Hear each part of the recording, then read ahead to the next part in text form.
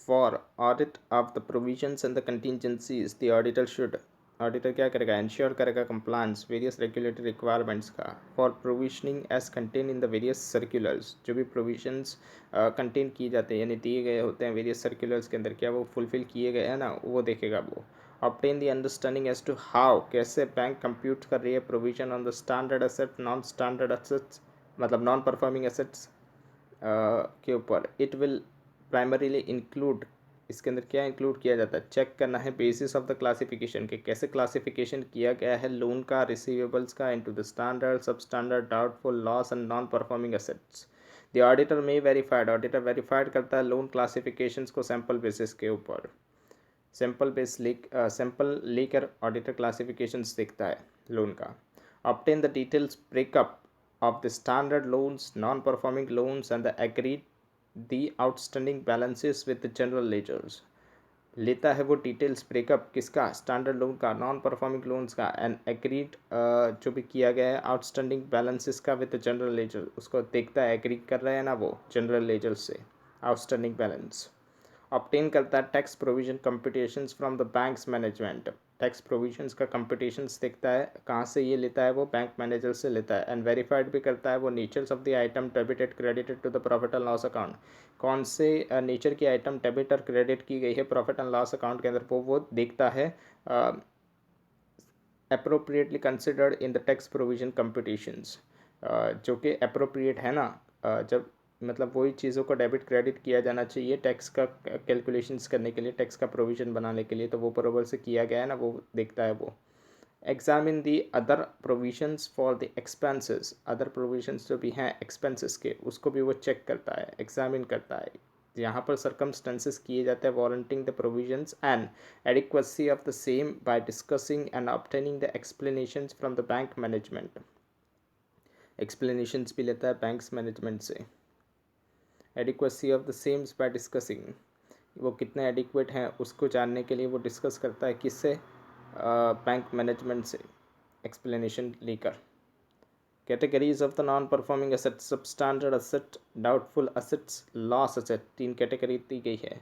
Substandard assets क्या होता है, तो यहाँ पर जो एनपीए होता है वो for the period less than या तो इक्वल्स टू 12 मंथ रहता है, प्रोविजन 15% का बनाना पड़ता है। डाउटफुल एसेट्स क्या होता है, वुड बी वन, जहाँ पर रिमेन रहता है सबस्टैंडर्ड कैटेगरी, इसके अंदर फॉर द पीरियड 12 मंथ। इसके अंदर सब कैटेगरीज क्या दी गई है, डाउटफुल 1 ईयर के लिए D1 आता है, डाउटफुल 1 to 3 ईयर्स के लिए D2 आता है, doubtful for more than 3 year D3 आता है। सिक्योर्ड अनसिक्योर्ड के अंदर हम देखेंगे तो अगर डाउटफुल अप टू 1 ईयर है D1, उसके अंदर सिक्योर्ड होता है तो 25%, अनसिक्योर्ड होता है तो 100% का प्रोविजन बनाना पड़ता है। 1 to 3 ईयर्स डाउटफुल देखेंगे तो उसके अंदर सिक्योर्ड के अंदर 40%, अनसिक्योर्ड के अंदर 100%, और मोर देन 3 ईयर D3 की कैटेगरी में तो 100% ही रहता है दोनों के अंदर, चाहे सिक्योर्ड हो या तो अनसिक्योर्ड हो। लॉस असेट्स क्या होता है, loss has been identified by the bank. Loss जो होता है वो आइडेंटिफाइड किया जाता है बैंक के द्वारा, या तो इंटरनल एक्सटर्नल ऑडिटर के द्वारा, या तो आरबीआई इंस्पेक्शंस के द्वारा। वो लोग आइडेंटिफाइड करते हैं और तभी उसको लॉस असेट माना जाता है। But amount has not been written off wholly, जो अमाउंट है वो पूरी पूरी रिटर्न ऑफ नहीं की जाती है। यहाँ पर प्रोविजंस कितना बनाया जाता है, 100% का बनाया जाता है। केस स्टडी देखते हैं, CAM is conducting the statutory audit of the branch of the MNC bank. Statutory audit कर रहा है MNC बैंक का।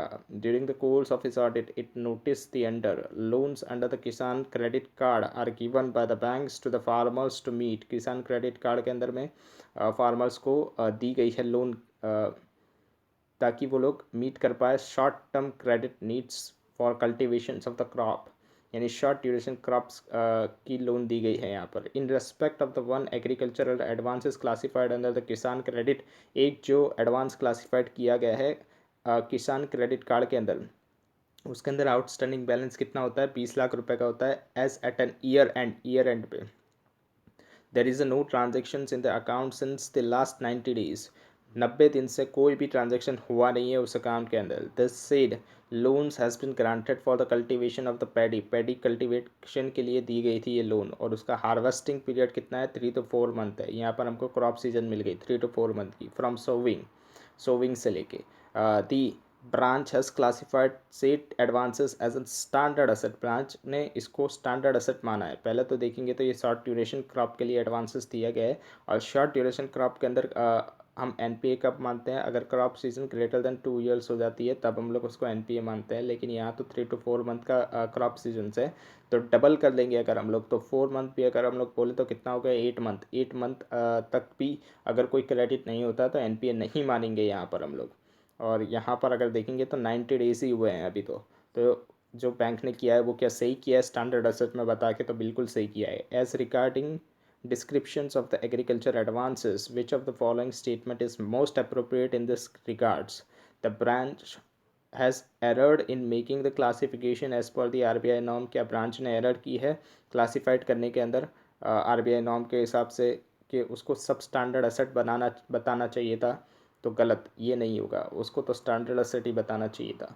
The classification made by the branch इस प्रॉपर, क्लासिफिकेशन जो भी किया गया है ब्रांच ने वो प्रॉपर है। However there are no transactions in the account since the 90 days, it is an SMA account, यानी कि कोई भी ट्रांजेक्शन्स नहीं है अकाउंट के अंदर 90 दिन से, तो उसको हम लोग SMA क्लासिफिकेशन करेंगे। The classifications made by the branch is proper, जो भी क्लासिफिकेशन ब्रांच ने किया है वो प्रॉपर है। The branch has erred in making the classifications as per the RBI norm, it is a doubtful asset। क्या branch ने गलती की है क्लासिफिकेशन में RBI नॉर्म के हिसाब से, उसको ब्रांच को डाउटफुल असेट दिखाना चाहिए था। इसको आंसर बताते हैं, तो आंसर में क्या आएगा, सी आएगा। क्लासिफिकेशन जो किया गया है ब्रांच ने वो प्रॉपरली क्लासिफाइड किया गया है। सेकंड देखते हैं, it is also observe that the accounts of one borrower availing the cash credit limit, एक बोरोवर है जिसने कैश क्रेडिट लिमिट ली है 50 लाख रुपए की, वो टेकन ओवर कर रहा है फ्रॉम दी अनदर बैंक, मतलब अनदर बैंक ने उस बोरोवर की लोन ले ली है, मतलब यहाँ पर टेक आउट फाइनेंस किया गया। The proposal was sanctions by the branch manager, जो प्रपोजल थी वो सेंक्शन की गई थी ब्रांच मैनेजर ने, instead of immediate next higher authority as required in the manual of delegations of the power. मतलब यहाँ पर हायर अथॉरिटी की परमिशन लेनी चाहिए थी, लेकिन ब्रांच मैनेजर ने नहीं ली है, और सेंक्शन किसने कर दिया है, सिर्फ ब्रांच मैनेजर ने ही कर दिया है ऑफ द बैंक। तो regarding taken over accounts from the another bank, which of the following statement is most appropriate? It is an internal issues of the bank and the auditor is not concerned with it. Galat. It is an internal issues of the bank. However, the auditor may at his discretion report it. It is a serious violations of the laid down procedures of the bank for sanction of the advances and the said and should be reported by the auditor without the failure. There is no issue involved as the credit facilities was properly sanctioned। यहाँ पर answer क्या आएगा, सी आएगा। It is a serious violation, ये serious violations है जो कि let down procedures के अंदर किया गया है बैंक के द्वारा सेंक्शन करने के अंदर एडवांसेस को, एंड उसको रिपोर्ट करना चाहिए ऑडिटर को विदाउट फेलियर, मतलब फेल नहीं होना है, उसको ऑडिटर को रिपोर्ट कर ही देना है इस इश्यू को। थर्ड देखते हैं, it is noticed that the head office of the bank has flagged a saving account maintained in the branch in which the interest was wrongly paid at a higher rate due to the wrong data feeding entry। Wrong data feeding entry की वजह से एक जो saving accounts था वो head office ने notice किया है कि उसके अंदर ज़्यादा रेट ऑफ द इंटरेस्ट चला गया है, ज़्यादा रेट ऑफ द इंटरेस्ट पे कर दिया गया है, wrong rate of the interest, गलती से ज़्यादा रेट ऑफ द इंटरेस्ट उसके अंदर क्रेडिट कर दिया गया है। Now the situation has been rectified, अभी सिचुएशन रेक्टिफाइड की गई है। कैसे, डेबिट करके एक्सेस इंटरेस्ट जो भी पेड किया गया था एक्सेस इंटरेस्ट उसको डेबिट कर दिया गया है into the account. Since there was a little balance in the saving account, बहुत ही कम बैलेंस था सेविंग अकाउंट के अंदर, इस वजह से जो डेबिट बैलेंस है 1.50 लाख रुपए का वो क्रिएट हो गया है।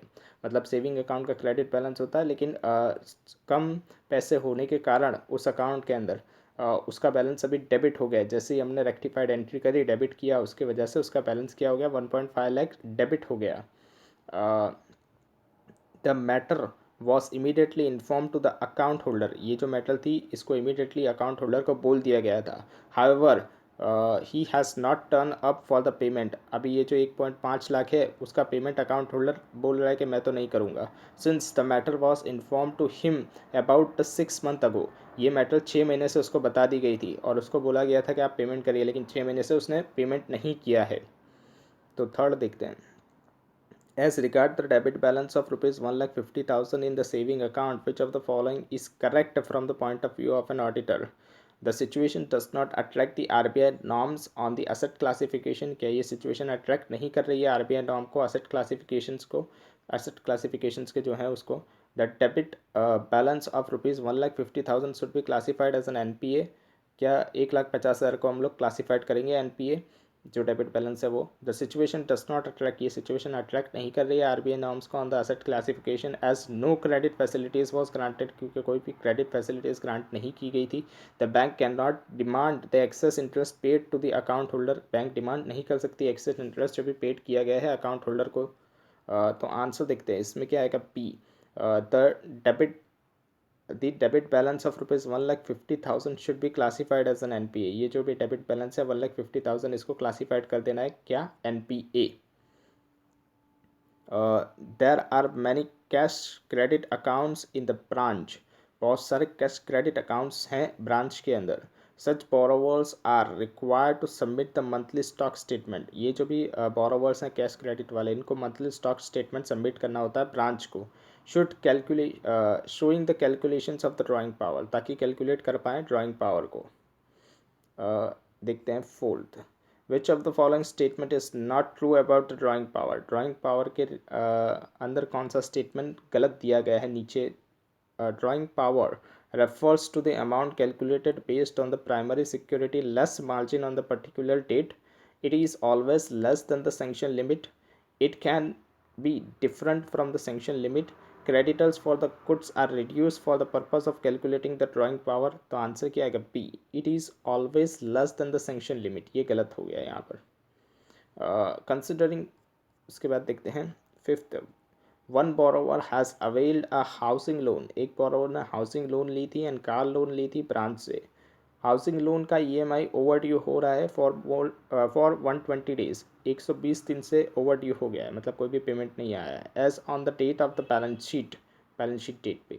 The car loan EMIs are over dues for 60 days, car loans का जो ईएमआई था वो ओवर ड्यू हो गया 60 डेज का as on the balance sheet date. मतलब एक तो एनपीए हो गया, दूसरा एनपीए नहीं हो रहा है अभी तक, क्योंकि 90 दिन की कंडीशंस फर्स्ट के अंदर जो लोन थी, कौन सी लोन थी, हाउस लोन थी, उसकी ओवर ड्यू 120 हो गया, मतलब वहाँ तो एनपीए हो गया हाउस लोन। और दूसरी जो लोन थी कार लोन, वो एनपीए अभी तक नहीं हुई है, 60 डेज हुए हैं। तो इस कंडीशंस में क्या हम लोग क्या मानेंगे इसको, तो यहाँ पर देखना पड़ेगा हमको। Considering the housing loan and the car loan avail by the borrower, which of the following statement is appropriate. यहाँ पर बोरोवर वाइज होता है एनपीए, ना कि फैसिलिटीज़ वाइज होता है। मतलब एक अगर हो गया एनपीए तो जितने भी फैसिलिटीज़ प्रोवाइड होंगे तो वो सारे एनपीए हो जाएंगे। Both the housing loan as well as the car loan should be classified as a non performing asset in accordance with the RBI norms on the asset classifications. Housing loan should be classified as a non-performing asset in accordance with the RBI norms on the asset classification. However, the car loan should be classified as a standard asset. Car loan should be classified as a non-performing in accordance with the RBI norms on the asset classification. However, housing loan should be classified as a standard assets. Uh, Both housing as well as the car loan should be classified as a standard assets. यहाँ पर answer क्या आएगा, तो A आएगा। Both housing loan as well as the car loan, दोनों के दोनों classified किए जाएंगे non performing asset in accordance with the RBI norms on the asset classifications. उसके बाद देखते हैं MCQs. Which of the following included in the interest earn in the profit and loss account of the bank. Discount on the bills, loan processing fees, commissions on the bills for the collections, credit card fees. इसका answer देखते हैं, ए आएगा। Discount on the bills, इसको हम लोग interest earn के अंदर include करते हैं in the profit and loss account of the bank. While auditing the advances of the banks as a statutory auditor, जब हम लोग ऑडिट कर रहे थे advances of the bank as a statutory auditor, तो following is not likely concern of an auditor, क्या है जो लाइकली कंसर्न नहीं है ऑडिटर का। Appropriate documentation of the advances, ensuring the budgeted targets of the advances given by the bank management, compliance of the sanction terms and the conditions, operations in advance accounts। तो answer देखते हैं B आएगा यहाँ पर। ensuring the budget targets, मतलब management budget targets दिए जाते हैं बैंक मैनेजर को, वो एंड मीट कर रहा है कि नहीं, ये हमारा टारगेट नहीं होता, यह स्टैट्यूटरी ऑडिटर देखता नहीं है. Ensuring the budget targets of the advances given by the bank manager. Any amount due to the bank under any credit facilities is overdue if it is not paid on the due date fixed by the bank. It is not paid within the 30 days of the due date fixed by the banks. It is not paid within the 60 days of the due date fixed by the banks. It is not paid within the 90 days of the due date fixed by the banks. तो यहाँ पर क्या आएगा, third के अंदर A आता है. It is not paid on the due date fixed by the bank. कोई भी क्रेडिट फैसिलिटीज़ ओवर ड्यू मानी जाएगी जब वो पेड नहीं होती on the due date fixed किया जाता है, जब बैंक के द्वारा जो भी ड्यू डेट फिक्स की जाती है बैंक के द्वारा, उस ड्यू डेट पर अगर आप पेमेंट नहीं करते हैं तो क्या हो जाता है, वो ओवर ड्यू हो जाता है. Which of the following statement is true regarding the appointment of the statutory branch auditor of the nationalized bank? The appointment is made by the bank acting through its board of the director with the prior approval of the central government. The appointment is made by the bank acting through its board of the directors with the prior approval of the RBI. The appointment is made by the bank acting through its board of the director with the prior approval of the ICAI. The appointment is made by the shareholders in the AGM. Fourth का answer देखते हैं B. क्या है यहाँ पर, the appointment is made by the bank acting through its board of the director with the prior approval of the RBI. Identified the correct statement. Income from the non-performing asset is recognized on the accrual basis. Income from the non-performing asset is never recognized. Income from the non-performing asset is recognized on the basis of the actual recovery. Income from the non-performing asset is recognized only when such an assets are upgraded to the standard asset. Fifth में C आएगा. Income from the non performing asset is recognised on the basis of the actual recovery. Correct incorrect देखते हैं state reason के साथ in short whether the following statement है, क्या वो correct है, इनकरेक्ट है. RBI has been entrusted with the responsibility of regulating the activities of the commercial bank only. RBI जो है वो सिर्फ रेगुलेट करती है एक्टिविटीज़ कमर्शियल बैंक की ही. तो incorrect. RBI has been entrusted with the responsibility of regulating the activities of the commercial and other banks. All the banks and even the NBFCs fall under the regulatory functions of an RBI. In the computerized environment के अंदर auditor need not familiar with the latest applicable RBI guidelines.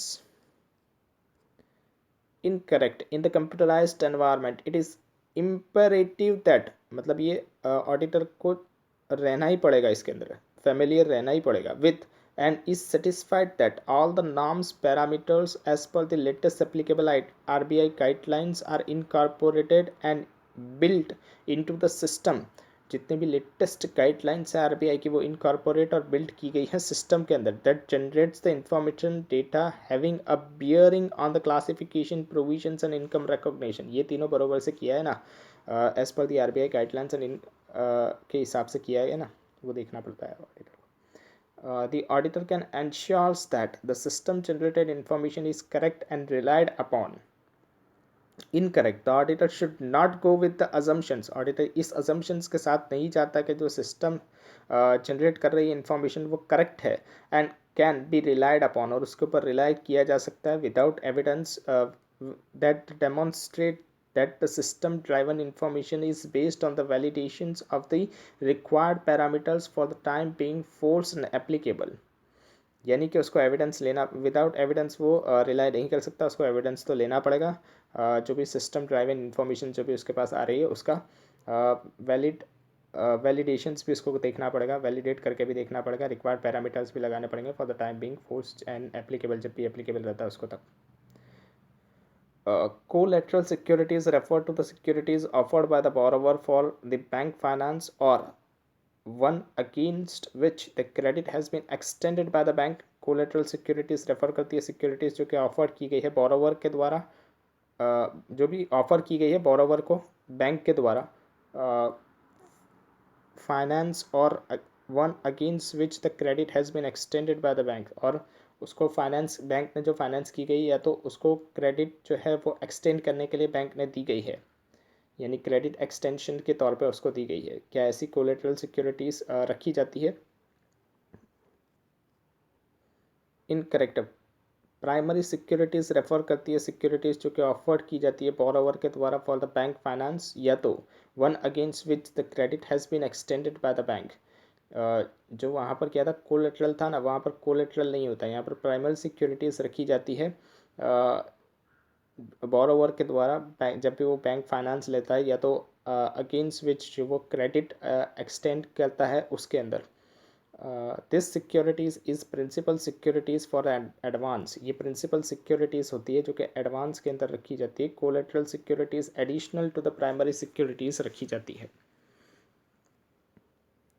Registered mortgage is effected by a merry delivery of the title deed or other documents of the title with the intention to create the security thereof. Incorrect. Registered mortgage can be affected by the registered instrument जिसको हम लोग बोलते हैं mortgage deed, जो कि sign की जाती है mortgager के द्वारा. It registered the property to the mortgagee as a securities. Equitable mortgage, on the other hand, is affected by merry delivery of the title deed or the other documents of the title with the intent to create the security thereof. यानी वहाँ पर registered deed नहीं थी, जो भी information दी गई थी, जहाँ पर सिर्फ टाइटल डीड ट्रांसफ़र करके करते हैं वो इक्विटेबल में होता है, रजिस्टर्ड मॉर्गेज में नहीं होता. Any amount due to the bank under any credit facilities is overdue if it is not paid within the 90 days of becoming due. कोई भी अमाउंट ड्यू है बैंक बैंक बैंक के पास, वो अंडर कोई भी क्रेडिट फैसिलिटीज़ के अंदर अगर उसको ओवर ड्यू मानेंगे, इफ़ अगर वो पेड नहीं की जाती with in 90 days becoming due, मतलब ओवर ड्यू जो है वो जब भी नहीं पे किया जाएगा 90 डेज़ के अंदर, तभी हम लोग मानेंगे, ऐसा पूछ रहा है वो. Incorrect. Any amount due to the banks under the any credit facilities, अगर वो ओवर ड्यूज हो जाती है, if it is not paid on the due date fixed by the banks and the 90 days of becoming the over due, यानी कि जो भी due date fixed की गई है बैंक ने, अगर तब भी नहीं पे किया तो भी वो ओवर ड्यू हो जाती है. ऐसा ज़रूरी नहीं है कि सिर्फ 90 डेज ही होने चाहिए उसके अंदर.